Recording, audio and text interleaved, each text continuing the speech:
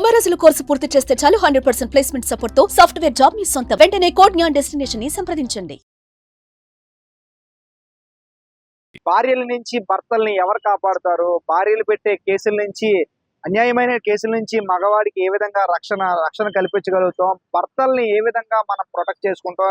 ఈ మధ్య కాలంలో మనం చూడొచ్చు, ముంబైలో ఒక సాఫ్ట్వేర్ ఇంజనీర్ తన భార్య పెట్టే హింసకి ఒక సెల్ఫీ వీడియో తీసుకుంటూ కూడా తన ప్రాణాలు అర్పించడం జరిగింది. చనిపోతూ కూడా సారీ డాడీ, సారీ మమ్మీ అంటూ కూడా చెప్పి చనిపోవడం జరిగింది.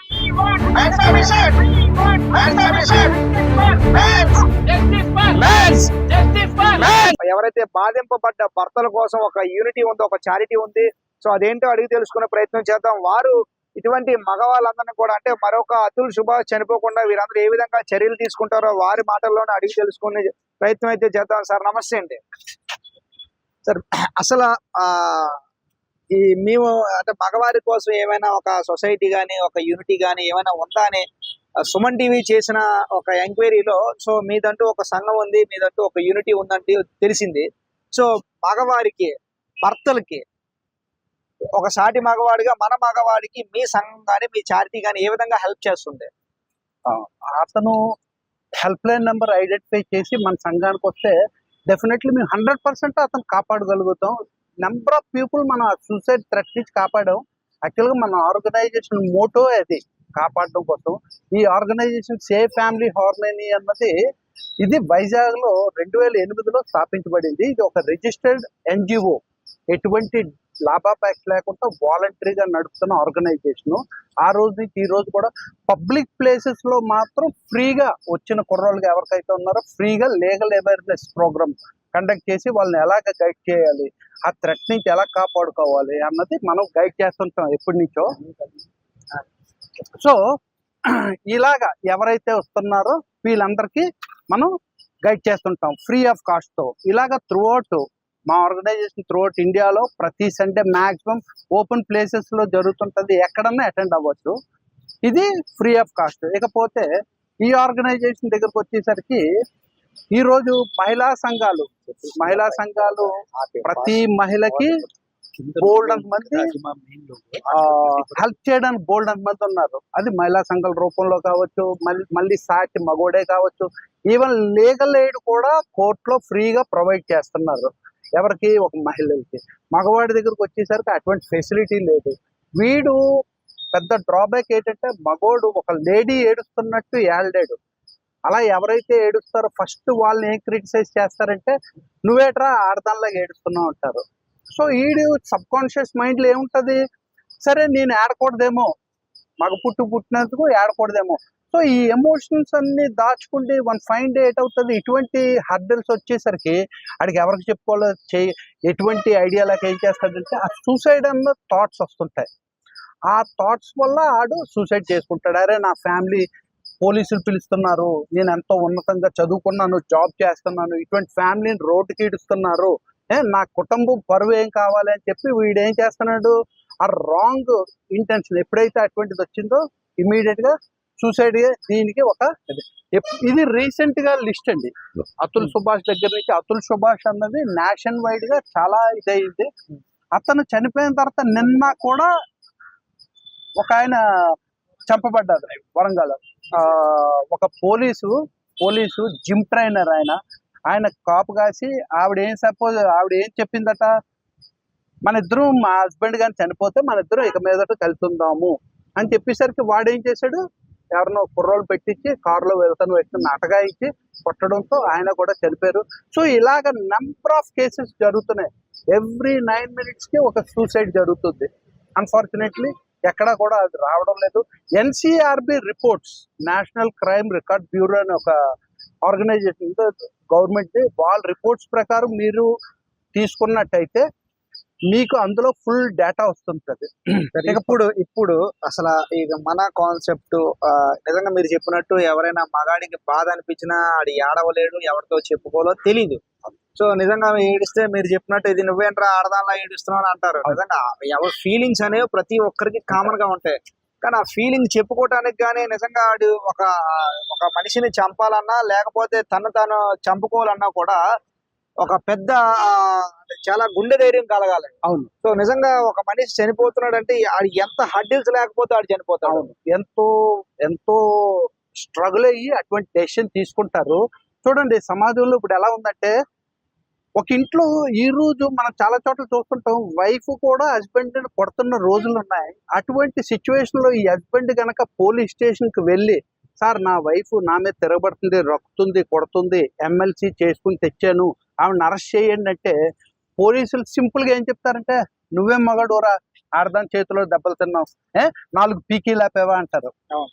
సో ఇంకొక పాయింట్, ఇంకొక పక్క నిజంగా కొట్టలేదు తిట్టలేదు, అమ్మాయి పోలీస్ స్టేషన్కి వెళ్ళి, సార్ మా హస్బెండ్ నన్ను చాలా టార్చర్ పెడుతున్నారు, ఇన్లాస్ మా అత్తగారు మా ఆడపడుచు చాలా టార్చర్ పెడుతున్నారు అనేసరికి ఎటువంటి ఎంక్వైరీ లేకుండా ఫస్ట్ ఆ ఇంట్లో ఎంతమంది ఉన్నారో అంతమందిని ఇమీడియట్ గా పోలీస్ స్టేషన్ తీసుకొచ్చి ఎంక్వైరీ చేస్తారు, అరెస్టు. లక్కీగా 41A అన్నది 2015 తర్వాత నుంచి ఒకటి వచ్చింది, అరెస్టులు అయితే తగ్గాయి. సో అరెస్ట్ ప్రతి ఒక్కరిని అరెస్ట్ చేయడమే, అందులో చిన్న పిల్లలు లేరు, పెద్ద పిల్లలు లేరు, ఈవెన్ యుఎస్ఏలో సెటిల్ అయిన ఆడబడుచులు కూడా అరెస్ట్ చేసిన దాఖలాలు ఉన్నాయి మా దగ్గర. సో అక్కడ రియల్ గా ఎంక్వైరీ చేస్తే గ్రౌండ్ రియాలిటీ అన్నది వాళ్ళకి తెలుస్తుంది. అలాగే పోలీస్ స్టేషన్ కి వెళ్ళడం వల్ల ఆ కుటుంబం 100% విడిపోతారు. ఎందుకంటే హస్బెండ్ కి ఎక్కడ లేని గట్స్ వస్తాయి, అదిగో నా కుటుంబాన్ని ఈవిడ రోడ్డుకి ఇడిచింది అని చెప్పి. సో అయినా ఆవిడకి ఎవరు ప్రాపర్ గైడెన్స్ ఇవ్వకపోవడం వల్ల ఏటవుతుంది, ఆ కుటుంబం అన్నది రోడ్డు ఎక్కుతుంది. ఇంకా అక్కడి నుంచి కోర్టు చుట్టూరు తిరుగుతారు. 3 కేసులు ఈ రోజు ప్రధానంగా ఆడవాళ్ళ చేతిలో 3 కేసులు ఉన్నాయి. Maintenance case, domestic violence case, 498 case. So ఈ 3 కేసులతోని ఇద్దరు కూడా ఒక 8 సంవత్సరాల నుంచి 10 సంవత్సరాల చుట్టూరు కోర్టుల చుట్టూరు. ఈయన ఒక లాయర్ని పెట్టుకుంటాడు, ఆవిడ ఒక లాయర్ని పెట్టుకుంటుంది. చివరికి వెళ్ళేసరికి ప్రతిఫలం ఏట్రా బాబంటే ఏం ఉండదు, మహా అయితే 10,000 20,000 మెయింటెనెన్స్ పడుతుంది. అది కాదు కదా లైఫ్. సో ఇది కోర్టుల చుట్టూరు. ఇటువంటి పరిస్థితుల్లో ఒక సాటి మగాడిగా మగాన్ని కాపాడేందుకు ఎటువంటి చర్యలు చేపడుతున్నారు? భార్యల నుంచి భర్తల్ని, వారు పెట్టే హింస నుంచి, గృహహింస ఎవరికైనా కామనే, భార్య భర్తకు పెట్టిన దాన్ని గృహహింస అంటారు, భర్త భార్యకు పెట్టిన గృహహింస అంటారు. సో అటువంటి గృహహింస నుంచి మన మగవాళ్ళని ఏ విధంగా మీరు ప్రొటెక్ట్ చేస్తారు? మేము ప్రొటెక్ట్ చేద్దామని చూస్తున్నాం. మాకు కొన్ని వసతులు, కొన్ని ఫెసిలిటీస్ కావాలండి. అవి ఏంటి? ఫర్ ఎగ్జాంపుల్ అంటే మీరు విన్నారా, స్త్రీ శిశు సంక్షేమ శాఖ అంటే పిల్లడు గర్భిణి అప్పటి నుంచి కూడా ఒక శాఖ ఏర్పడిపోయింది. అవును, అర్థమైందా? పశువర్ధక శాఖ, యానిమల్ అండ్ హస్బెండరీ, ఈవెన్ పశువులకు కూడా ఒక శాఖ ఉంది. మరి మేము ఎప్పటి నుంచి అడుగుతున్నాం, మెన్కి ఒక కమిషన్ కావాలి. ఎందుకు ఇవ్వరండి మెన్కి ఒక కమిషను? ఇది ఇంకా పెథటిక్ సిచ్యువేషన్ ఏంటంటే, ఈ రోజు మీరు దిశ పోలీస్ స్టేషన్లో ఒక హెల్ప్ లైన్ నెంబర్, నిర్భయ ఒక హెల్ప్ లైన్ నెంబర్, దిశ ఒక హెల్ప్ లైన్ నెంబర్, ఎక్కడ ఏ లేడీకి చిన్నది చీమ చిట్టుకుమన్నా ఇమీడియట్ గా ఒక హెల్ప్ లైన్ నెంబర్ గవర్నమెంట్ నుంచి పుట్టుకుంటా వస్తుంది. అలాగే 100 కోట్లు వాళ్ళకి లీగల్ ఎయిడ్ నిమిత్తం, వాళ్ళకి వెల్ఫేర్ కోసం ఖర్చు పెడుతున్నారు. మా దగ్గరకు వచ్చేసరికి మేము national help line number for men అని మేము ఎప్పటి నుంచో మొత్తు పెట్టుకుంటున్నాం. మగవాళ్ళ కోసం ఎవరైతే డిస్ట్రెస్ లో ఉన్నారో, ఎవరైతే ఇటువంటివి ఫీల్ అవుతుంటారు కదా, లో ఫీల్ అవుతుంటారు ఇంట్లో, ఎవరికి చెప్పుకోవాలి ఈ బాధలు, అది చెప్పుకోవడం కోసం ఒక హెల్ప్ లైన్ నెంబర్ రిక్వెస్ట్ చేస్తాను. అన్ఫార్చునేట్లీ మాకు అది ఎవరు ప్రొవైడ్ చేయలేదు. పైపెచ్చు మన తోటి మగవాళ్ళు అవ్వచ్చు, లేదంటే మినిస్ట్రీ లెవెల్లో అవ్వచ్చు, ఎవరన్నా తోటి ఎమ్మెల్యే, వీళ్ళందరూ ఏమంటారంటే, మగవాడికి ఎందుకు హెల్ప్ లైన్ నెంబరు, ఏలుతున్నదే మగవాడు కదా. ఈ రోజుకు కూడా పురుషుడి తాలూకా డామినేషన్ అంటారు, బట్ గ్రౌండ్ లెవెల్కి వచ్చేసరికి మాత్రం అది ప్రాక్టికల్ గా జరగడం లేదు. సో అప్పుడు మేమేం చేసామంటే, గత 10 years back national help line number for men 888-498-498 అన్న నెంబరు మనం సొంతంగా ఒక నెంబర్ పెట్టుకుంటే మనం ఆ హెల్ప్ లైన్ చేస్తున్నాం. ఇది 888-498-498. ఏ గూగుల్లో చూసినా ఎక్కడ చూసినా ఈ నెంబర్ ఐడెంటిఫై చేయొచ్చు. అలాగే లోకల్ నెంబరు ఇది ఏపీ అండ్ విశాఖపట్నం నెంబరు 8099-498-498. ఈ 2 నెంబర్లకి చేసినట్టయితే ఎవరైతే ఊరితో సంబంధం లేదు, లాంగ్వేజ్తో సంబంధం లేదు, ఎటువంటి ప్రాబ్లం లేదు, ఆ ఇంట్లో ఎవరన్నా చేయొచ్చు. మా ఇంట్లో ఇటువంటి థ్రెట్ ఉందండి, మా కోడల పిల్ల కానీ నా వైఫ్ కానీ ఇలా థ్రెట్ ఉంది నాకంటే, డెఫినెట్లీ వాళ్ళు మేము 100% కాపాడుతాం. సో జెంట్ అనేవాడు లేదా ఒక మగాడు అనేవాడు ఈ దేశంలో మేము చేస్తుంది మా సమస్యల గురించి మాట్లాడడానికి కూడా ఏమీ లేదు. కానీ ఒక లేడీ ఒక ఫాల్స్ అలిగేషన్ పెడితే నిర్దాక్షిణ్యంగా అతనితో పాటు అతని పిల్లల్ని, అతని తల్లిదండ్రుల్ని, అతని పెళ్ళైన ఆడపిల్లల్ని, పెళ్లి కాని ఆడపిల్లల్ని అందరినీ కోర్టుకు రప్పిస్తారు, అందరినీ కోర్టు చుట్టూ తిప్పిస్తారు. ఇది కాకుండా భార్యాభర్తలకు సంబంధించింది కేవలం ఒక భార్యాభర్తల బంధం, వాళ్ళకి సంబంధించిందని కూడా చూడరు. పెళ్ళైన ఆడపిల్ల ఆవిడని కేసులు ఇరికించేసి అక్కడ ఆవిడ కాపురం పోతుంది. అయితే కోర్టు ఎవరికి న్యాయం చేసినట్టు? ఒక లేడీకి న్యాయం చేసినప్పుడు ఆ అబ్బాయి తాలూకా తల్లి సంగతి ఏంటి? ఆ అబ్బాయి తాలూకా పెళ్ళైన ఆడపిల్ల సంగతి ఏంటి? పెళ్లి కాని ఆడపిల్ల సంగతి ఏంటి? ఆ అబ్బాయి తాలూకా తమ్ముడు ఉద్యోగం రావాల్సిన వాడి సంగతి ఏంటి? ఆయనకు ఉద్యోగం రాదు. ఒక క్రిమినల్ కేసు ఇక్కడ ఎఫ్ఐఆర్ బుక్ అయిందంటే ఈ దేశంలో ఉద్యోగం రాదు, బ్యాంకు లోన్ ఇవ్వరు, ఏమీ ఇవ్వరు. ఒక లేడీ చేసిన తప్పుడు పని వల్ల, తను ఇచ్చే ఫాల్స్ స్టేట్మెంట్ వల్ల అది క్లియర్ అవ్వడానికి కనీసం ఒక 10 సంవత్సరాలు పడుతుంది. ఈ 10 సంవత్సరాల్లో హింస ఎవడు అనుభవిస్తాడు? ఎంటైర్ ఫ్యామిలీ అనుభవిస్తుంది. ఈ అనుభవించడానికి మేము ఎంత రిప్రజెంటేషన్ చేసినా మా బాధలు చెప్పడానికి ఇక్కడ ఎవ్వరూ లేరు. అయితే మేము గత 15 సంవత్సరాలు బట్టి అడుగుతున్నాం, మాకంటూ ఒక మెన్స్ కమిషన్ కావాలి. ఎందుకంటే జంతువులకి కమిషన్ ఉంది, పర్యావరణానికి కమిషన్ ఉంది, రివర్ అథారిటీ ఉంది, అలాగే ఓషనోగ్రఫీ కోసం ఉంది. నెక్స్ట్ ఏంటంటే ఈవెన్ మనం మాట్లాడకూడదు, హిజ్రాల్ ఉంది, హిజ్రాల్ కూడా కమిషన్ ఉంది. కానీ మా జెంట్స్కి ఎందుకు కమిషన్ పెట్టట్లేదు మాకు అర్థం కావట్లేదు. ఈవెన్ మేము పార్లమెంట్ లో కూడా మేము మా తాలూకా రిప్రజెంటేషన్ చేస్తాము, కోర్టుల్లో చేస్తాము, పోలీస్ స్టేషన్లో చేస్తాం. కనీసం మమ్మల్ని మనుషులుగా ట్రీట్ చేయండి అని మాత్రమే మేము చెప్తున్నాం. రాజుగారు చెప్పినట్టు వాళ్ళు మహిళలే కదండి. ఆ మహిళలకు కోర్టు ఏం రక్షణ ఇస్తుంది? పోలీసులు ఏం రక్షణ ఇస్తుంది? మన వ్యవస్థ ఏం రక్షణ ఇస్తుంది? ఏది సార్ ఇదంతానా? ఎంత అన్యాయం అంటే ఒక ఆడదేశం ఇన్లీగల్ కాంట్రాక్ట్ పెట్టుకొని ఒక భర్తని దివస పెడుతుంటే అది చచ్చిపోతే ఏం చేస్తాడు? ఎవరికి చెప్పుకుంటాడు? తల్లికి చెప్పగలరా? 80 సంవత్సరాలు నా తల్లిదండ్రులకి, నేను వాళ్ళకి చెప్పగలరా? వాళ్ళు ఎంత కుంగిపోతారు. ఏంటి సార్ ఇది అంతానా? సార్ దీనికి కనీసం ప్లీజ్ ఒక నేషనల్ హెల్ప్ లైన్ నెంబర్ పెట్టండి, మెన్స్ కమిషన్ ఇవ్వండి, మాకు రక్షణ కల్పించండి.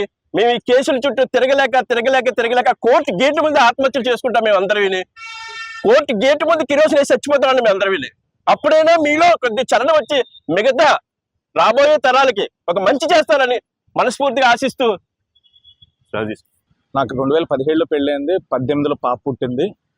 కరోనా టైంలో వర్క్ ఫ్రమ్ హోమ్ ఇస్తున్నప్పుడు మా ఆవిడ ఫేక్ ఎలిగేషన్స్ పెట్టి నాన్ బెయిలబుల్ వారెంట్ ఇష్యూ అయ్యే కేసులు పెట్టి ఎక్స్టార్షన్కి పోలీస్ స్టేషన్ తీసుకెళ్ళి మొత్తం ఉన్న ఆస్తులన్నీ వాళ్ళ పేర్ల మీద ట్రాన్స్ఫర్ చేస్తే, మా కుటుంబం మీద ఉన్న వాళ్ళ ఆస్తులన్నీ వాళ్ళ పేరు మీద ట్రాన్స్ఫర్ చేస్తే తప్ప కేసులు వెనక్కి తీసుకోమన్నారు.